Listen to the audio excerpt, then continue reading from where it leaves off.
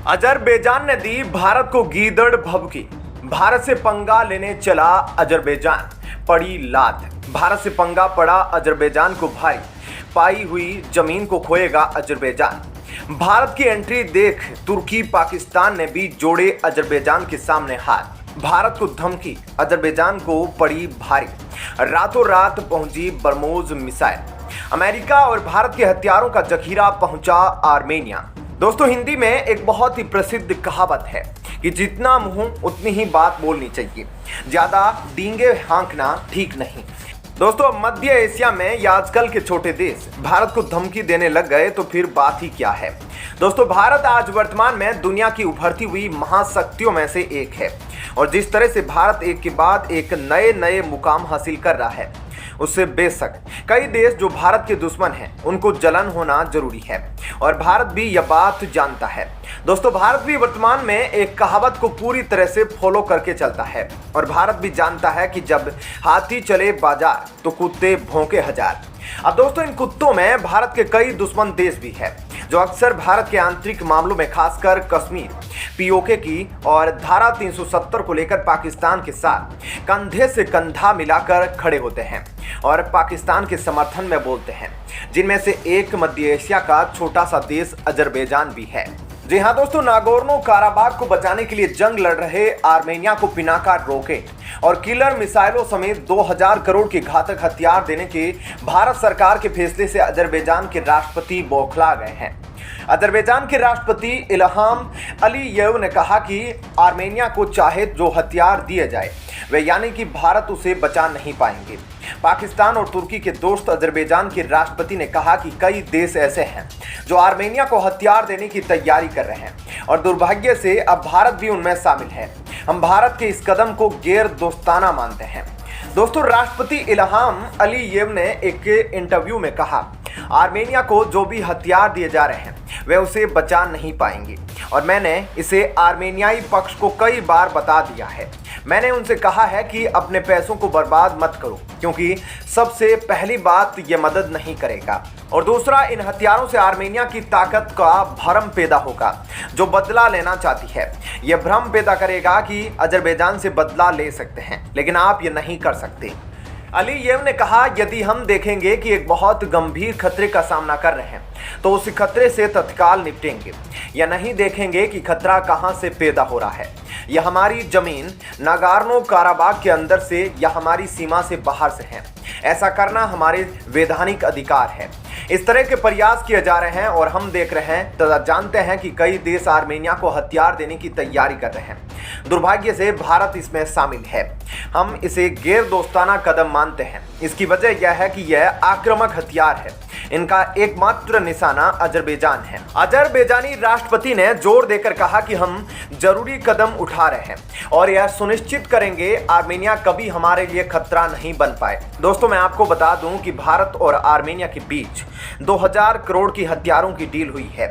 इसके तहत भारत अपने बेहद घातक Pinaka rocket launcher, anti tank rocket और कई तरह के विस्फोटक सप्लाई करने जा रहा है।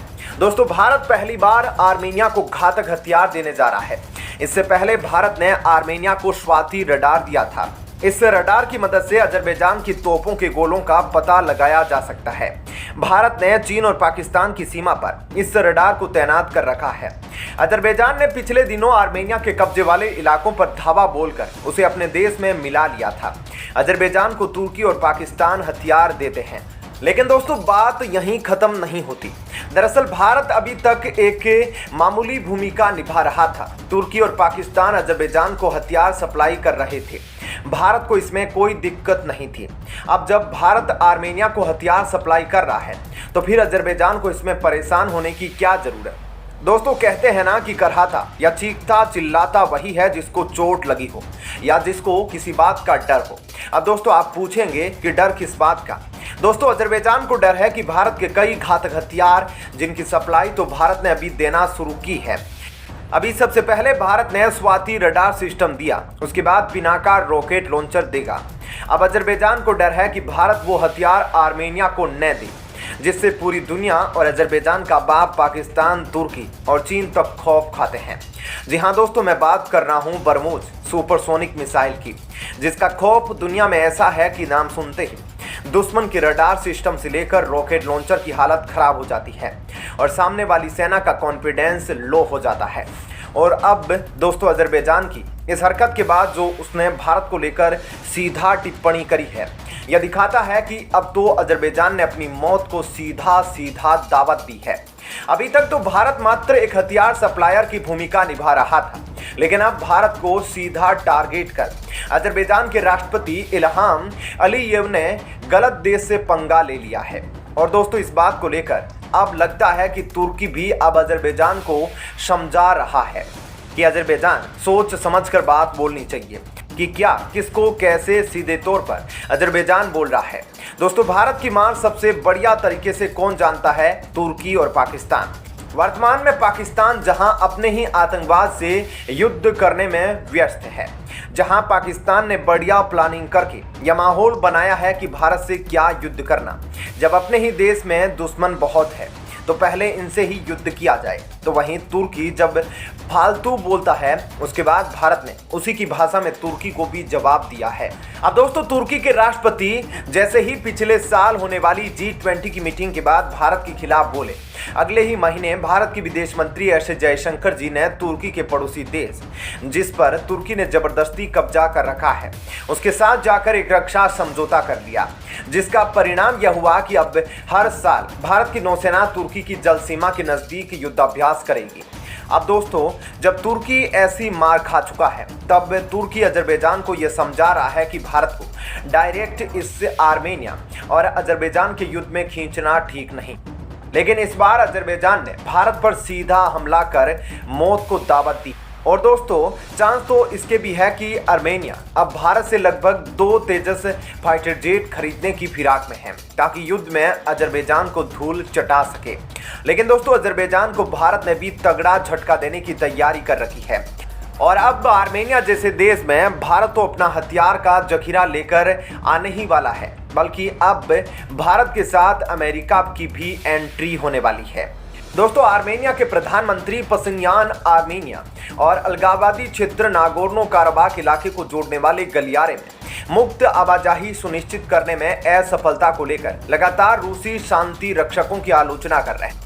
पशिन्यान ने मंगलवार को कहा कि आर्मेनिया का मानना है कि रूसी प्रभुत्व वाले सामूहिक सुरक्षा संधि संगठन CSTO द्वारा इस साल तैयार सैन्य अभ्यास की योजना मौजूदा परिस्थितियों में अनुचित है।